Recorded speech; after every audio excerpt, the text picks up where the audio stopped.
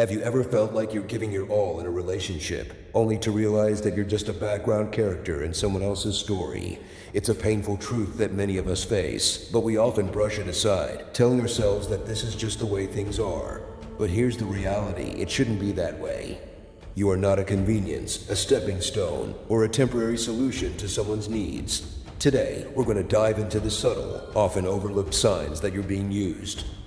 In a relationship, it's not just about the big betrayals. It's about those small moments and patterns that slowly erode your self-worth.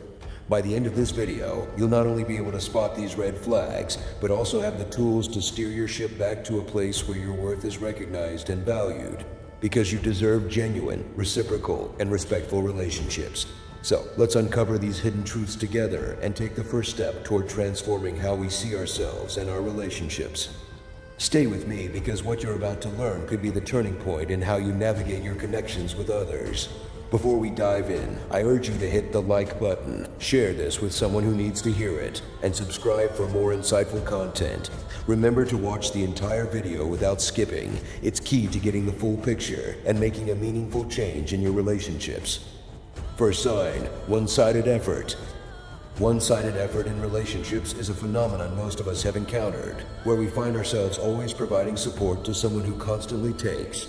This disparity, where one person is consistently making more effort than the other, can leave you feeling neglected and emotionally drained. It's like you're rowing a boat alone while the other person is just along for the ride. This situation reminds us of a powerful quote by the Stoic philosopher Seneca, who said that we suffer more often in imagination than in reality. Sometimes we ignore this imbalance out of fear of losing the relationship, even when it's causing us more harm than good. One-sided effort is a clear indicator of an unbalanced relationship. Roman emperor and Stoic philosopher Marcus Aurelius once said, "Never esteem anything as of advantage to you that will make you break your word or lose your self-respect." This reflection is especially relevant when considering relationship dynamics. If you find yourself compromising your values, dignity, and peace of mind to maintain a relationship, it's worth questioning its value in your life. In these relationships, you are the one making all the plans, initiating communication, and often making excuses for the other person's lack of effort. This continuous imbalance can lead to a buildup of resentment and a sense of loneliness, even when you're not technically alone.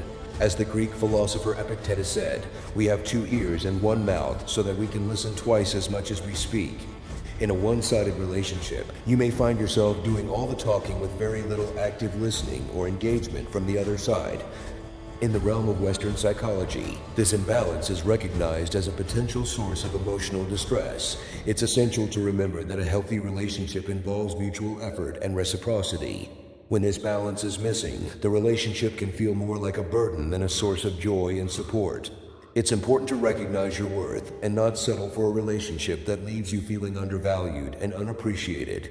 As you navigate these waters, remember that your well-being and self-respect should always be a priority. Recognizing and addressing the issue of one-sided effort is a crucial step toward more fulfilling relationships. Second sign: selective availability. Selective availability in relationships is a telling sign where the dynamic is heavily skewed in favor of one party.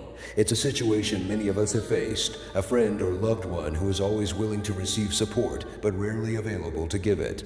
This type of relationship echoes the words of the Stoic philosopher Seneca, who observed that where there is a human being, there is an opportunity for kindness. But in the case of selective availability, this opportunity seems to be a one-way street. This behavior reflects a relationship where convenience outweighs genuine care and reciprocity. When someone is only present in your life when it's convenient for them or when they can benefit, it points to a lack of genuine commitment and concern. Marcus Aurelius, a bastion in Stoic philosophy, once asserted, "It's not what happens to you, but how you react to it that matters." This perspective is particularly useful here, suggesting that your response to selective availability is crucial. You must recognize your worth and not allow yourself to be treated as an option rather than a priority. It's not just about physical presence, but emotional availability. When you're always offering an ear or a shoulder to cry on, but the same support is lacking when you need it, it's a clear indicator of imbalance. This lack of reciprocity can lead to feelings of loneliness and frustration. It's reminiscent of the words of Epictetus, "We have two ears and one mouth so that we can listen twice as much as we speak." In a balanced relationship, this adage applies to both parties. But in relationships with selective availability, you may find yourself perpetually on the receiving end of listening. From the perspective of Western psychology, reciprocal social support is fundamental to healthy relationships. The concept of reciprocity is deeply rooted in human social interactions and is essential for developing trust and emotional security. When this reciprocity is absent, it can lead to emotional strain and a decrease in self-esteem. It's important to recognize when you're in such a dynamic and take steps to address it. This might involve having open communication about your needs and feelings, setting boundaries, or reevaluating the relationship as a whole. As you navigate these challenging situations, remember the words of Marcus Aurelius: "The best revenge is to be unlike him who performed the injury." In other words, instead of responding with bitterness or becoming equally unavailable, strive to uphold your values and seek relationships that are more balanced and fulfilling. Third sign: lack of genuine interest. The lack of genuine interest in a relationship is a profound issue that strikes at the heart of what it means to truly connect with another person. In a genuine friendship or relationship, there is mutual interest in each other's lives, emotions, and experiences. This contrasts sharply with a relationship where one party shows little to no interest in the other's life, a situation that Aristotle might have seen as a failure to achieve the friendship of the good, where mutual appreciation and virtue are key. This lack of genuine interest is often a clear sign that the relationship is more transactional than authentic. Seneca, a Stoic philosopher, might have commented on this imbalance by highlighting the importance of mutual benefit in any interaction. He believed that relationships should not be based solely on what one can gain from the other, but on mutual respect and shared benefit.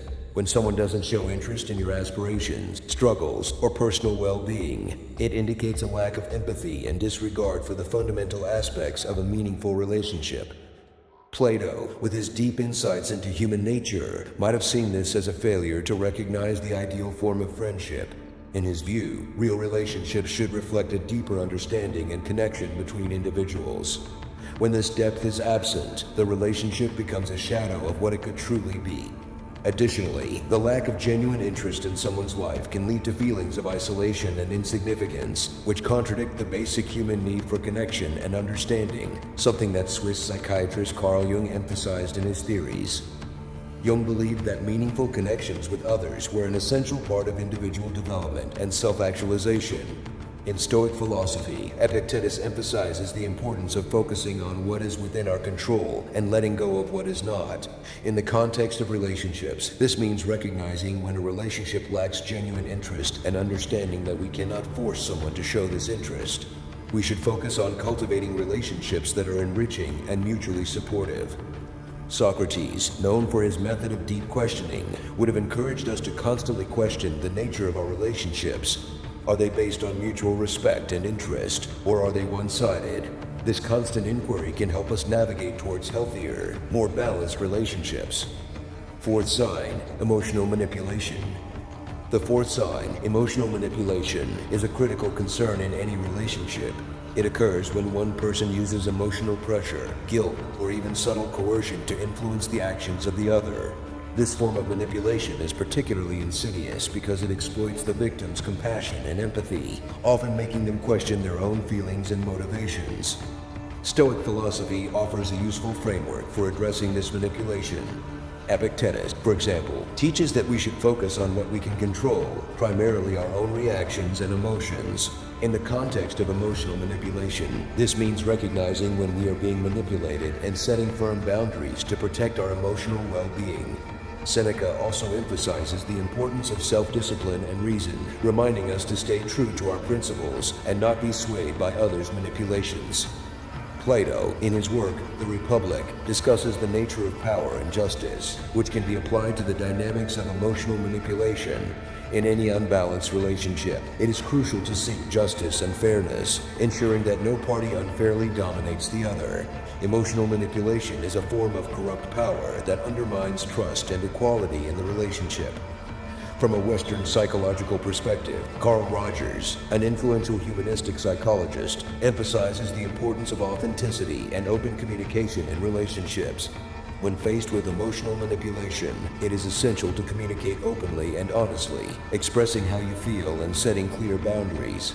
Rogers also advocated for self-acceptance and self-respect, which are crucial when dealing with manipulation. Emotional manipulation can manifest in many forms, from making someone feel guilty for not meeting unreasonable expectations to using affection or withdrawal of it to control behavior. It is a power play that erodes the victim's trust and self-esteem. Socrates, with his focus on critical questioning, would have encouraged us to constantly question others' motivations and actions, always seeking truth and justice in our relationships.